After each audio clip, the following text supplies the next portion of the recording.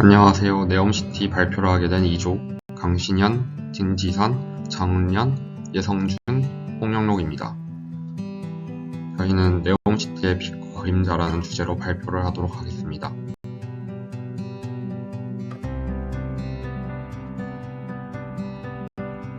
사우디아라비아는 석유 의존 경제에서 벗어나 경제와 문화의 다양성을 증가시키기 위하여 2016년 2030 비전을 제시하였고, 이를 바탕으로 사우디 왕세자 빈 살만은 2017년 기존 정부로부터 독립해 자체 세금, 노동법, 사법 시스템을 갖춘 신도시 네옴시티의 건설을 선언하였습니다.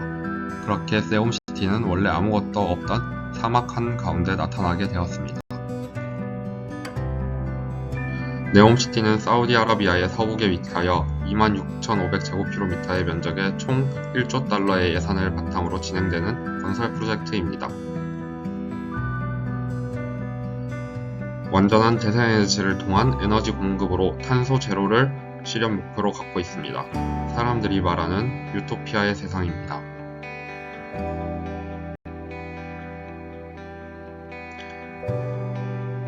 네옴시티에는 4개의 주요 프로젝트가 있습니다. 더 라인, 옥사곤, 트로제나, 신달라입니다. 이 중에서 전 세계의 많은 사람들의 관심을 받는 프로젝트는 더 라인입니다. 170km의 엄청난 규모의 성벽과 같은 건물에 고속열차를 타며 20분 이내에 끝에서 끝까지 다닐 수 있으며 5분 이내의 거리에서 일상생활에 필요한 것들을 얻을 수 있는 주거 환경과 자동차 제로, 탄소 배출 제로라는 목표를 가지고 있습니다. 옥사곤은 네옴시티 남부에 위치하며 홍해와 맞닿아 있는 복합은류 산업단지입니다. 이곳은 바다 위에 떠있는 미래형 복합 산업단지로서 전세계 다양한 기업들이 연구소와 공장 등을 유치할 계획입니다. 옥사곤은 사우디아라비아의 국가기술 발전을 위한 중요한 거점으로 활용될 전망이며 첨단 기술이 집약될 네옴시티 프로젝트의 핵심 목표라고 평가받고 있습니다. 트로제나는 사우디 북부 지역의 산을 개발하여 산업관광단지로 만들고자 하는 프로젝트입니다. 평균 해발 2000m의 고도를 가진 이 지역은 원래부터 다른 지역보다 기온이 낮고 겨울에는 영하로 떨어져 눈이 내립니다. 이를 이용하여 스키장 등 겨울 레저 스포츠를 즐길 수 있는 지역으로 발전시키려는 계획입니다. 신달라는 2024년 가장 먼저 완공될 예정인 프로젝트로 네옴시티 왼쪽 홍해와 붙어있는 지역입니다. 유럽과 지중해로 나가기 좋은 위치로 세계 최고의 요트허브를 구축하고 있으며 고급 호텔과 레스토랑 등 관광객들을 위한 섬으로 개발하고 있습니다.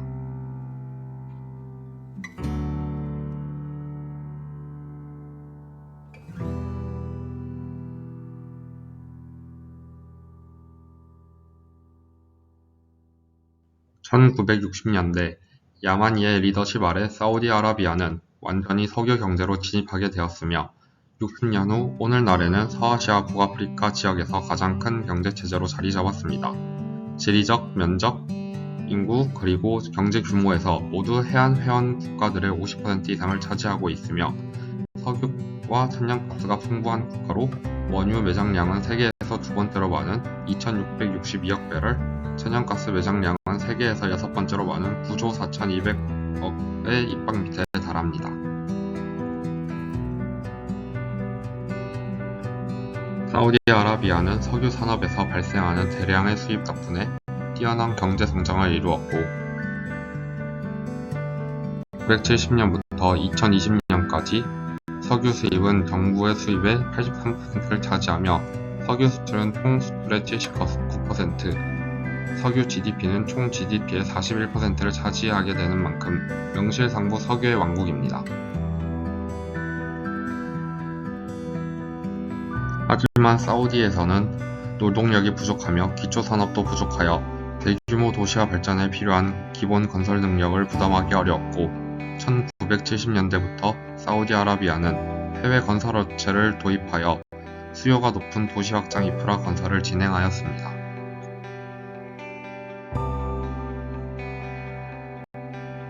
하지만 2000년 이후 미국에서 셰일 오일 붐이 일어난 후 국제유가는 세계 경제에 큰 영향을 미쳤습니다.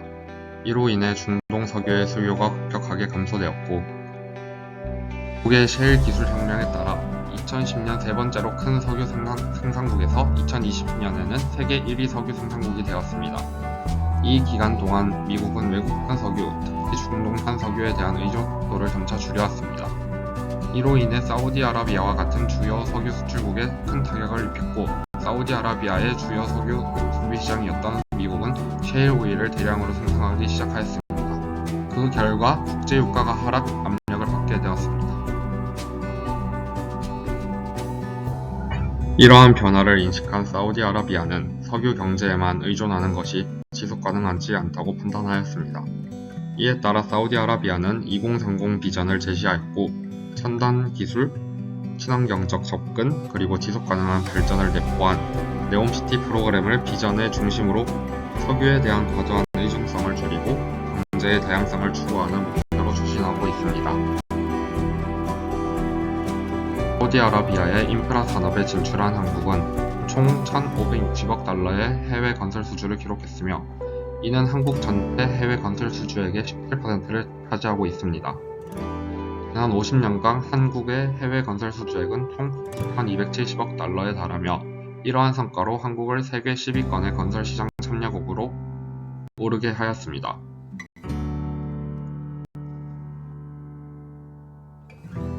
한국의 주요 기업들은 네옴시티에 대한 관심을 지속적으로 표현하였을 뿐만 아니라 한국 정부 역시 해당 프로그램에 대한 진출을 적극적으로 추진하고 있습니다.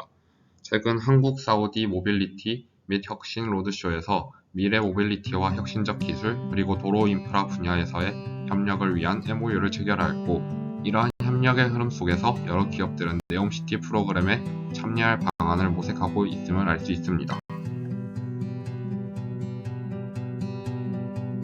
빈 살만 왕세자의 주도로 진행되는 신도시 건설 프로젝트 네옴은 1조 달러 예산을 바탕으로 다양한 글로벌 기업들이 수주에 참여하였고, 또한 우리나라의 건설 기업 및 스타트업도 다수 이 프로젝트에 참여하며 대중의 관심을 끌고 있습니다. 그러나 이러한 유토피아적인 네옴시티의 계획 이면에는 많은 웃음과 문제점들이 있습니다. 중동의 많은 왕국과 같이 사우디는 왕위 상속 원칙으로 형제 상속제가 이루어지고 있었습니다. 그러나 왕가의 고령화로 인해 부자 세습으로의 전환 과정 시기 속에서 지금의 왕세자 빈 살만은 어린 시절부터 뛰어났던 경영 능력을 통해 힘을 키우고 있었고, 아버지 살만 국왕의 즉위 이후 반대파들과 경쟁자를 몰아내고 실권을 장악하였습니다.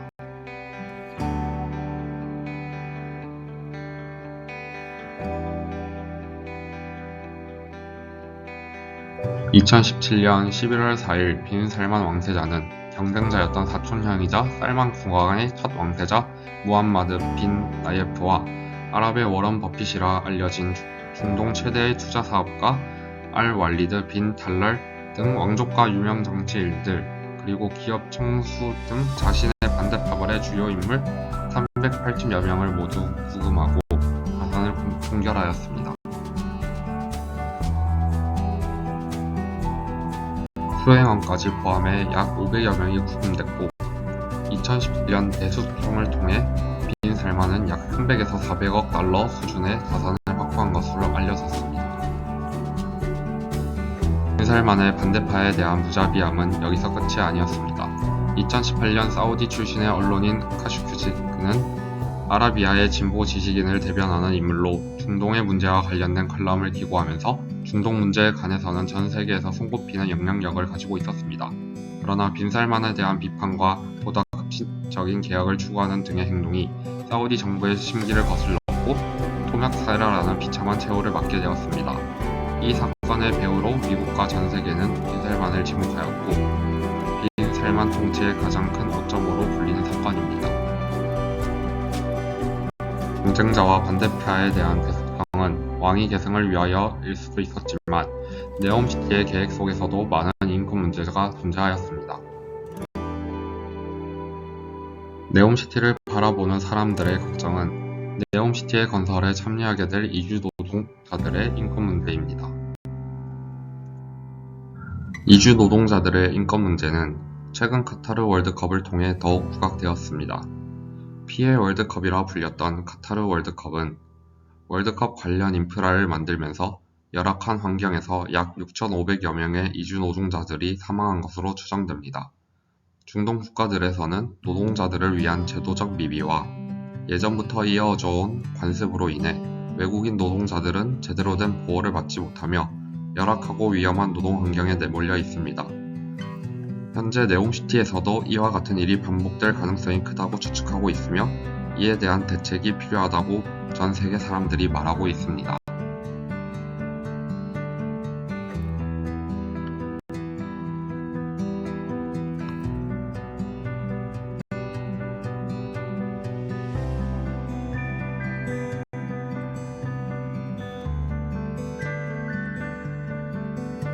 타북 일대의 부족민 및 이주민들 또한 네옴시티 건설을 위해 제대로 된 보상을 받지 못하고 궁지로 내몰리고 있습니다.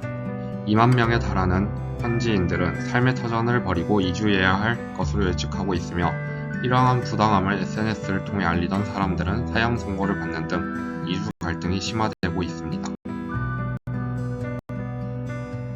네옴시티에는 또한 건설 이후의 부정적인 시각이 존재하고 있습니다. 첫째, 높이 500m, 폭 200m로 좁은 더 라인의 문제점은 일조량입니다. 유리로 만들어졌으나 80%의 광선을 차단하려는 계획을 가지고 있습니다. 200m인 좁은 직선 도시의 양쪽에 500m 초고층 빌딩이 서 있다면 햇빛이 지표까지 원활하게 도달할 수 있을까요? 햇빛은 상층부에 하루 30분도 채 안 되는 시간만 들어온다고 합니다. 그렇게 된다면 햇빛이 잘 들어오는 상층부에는 상류층들이, 대낮에도 어두컴컴할 하층부에는 가난한 빈민들이 사는 계층적 사회구조가 형성될 것입니다. 둘째, 수직벽에 의한 돌풍과 외풍 또한 문제입니다. 건물의 고도가 높아질수록 외풍은 강해집니다.